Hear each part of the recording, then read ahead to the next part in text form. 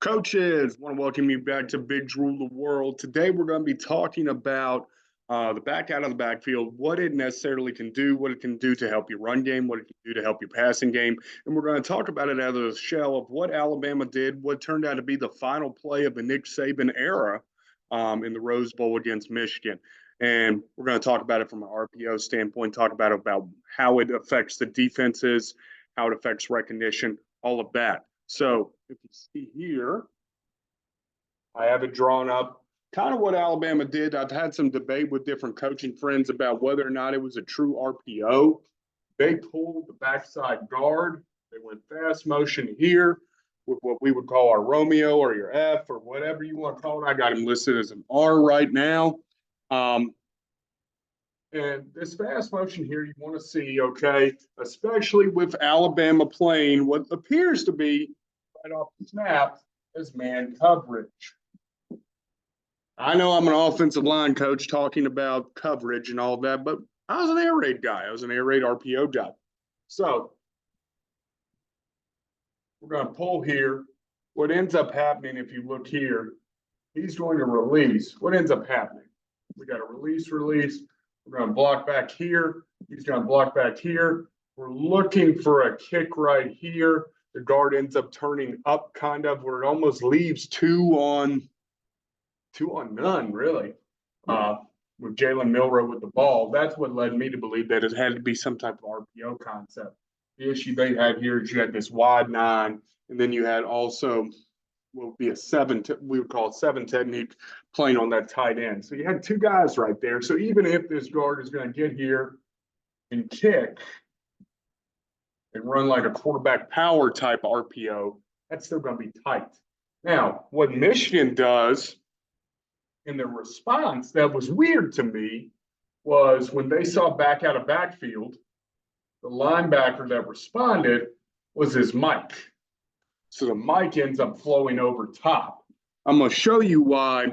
If you run a little RPO that we used to run when I was a head coach, if you run a little RPO against this off of inside zone, I prefer it to gap scheme off of this, just being honest.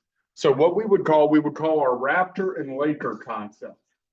Raptor to the right, Laker to the left. Okay.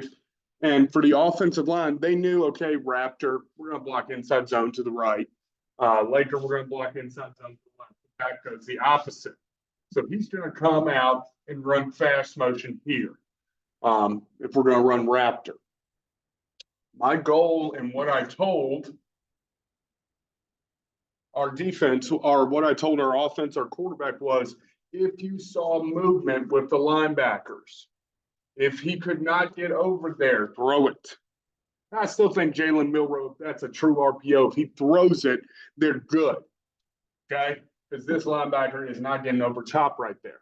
But if you had gone inside zone combo, here, work up here, you lock that tight end, you give him a lock call, and then you have your quarterback. This wide nine was playing more of a box in, trying to keep everything inside of himself. I think your quarterback simply, once you saw movement here from this linebacker, boom, catch the snap, you can pump, do whatever you need to do, and then get back and follow that front side combo. The only thing I can see maybe being an issue, but I think if you get that three technique and just work, it's more of a duo concept and an inside zone concept, whatever the heck you want to call it, you work there to there. We love using back out. I've loved using back out all the time just to see how the linebackers react.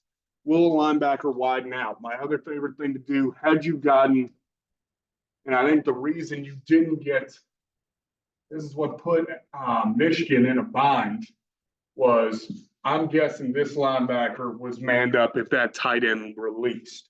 So what I like to do with that with back out, especially at the high school level, is a lot of those linebackers are taught, whether you have a tight end or you have a wing here, okay? A lot of those linebackers are taught as soon as they get flow to at least recognize it. They may know that they have this tight end, but it's just a natural inclination for that kid to widen. That's where I like to run stick or stick nod and get up there. with the tight end. A lot of you old school guys would call it just a regular old dump pass. When I coached in the air raid system, we weren't very fancy. We were big about just finding what Hal Mummy talks about, just finding the ball and putting it in open space, finding green grass. Alabama, I'm not going to critique the play call. It's the last play call of Nick Saban's career, even though he's not the offensive coordinator. That's Tommy Rees's fault. As a Notre Dame fan, I'll take that one on the chin. But not going to critique the play call. I think it was poorly executed with a bad snap, which sort of affects Milrose Reed if that is a true RPO. What I would do instead, I would go off of inside zone, and I would see that back out.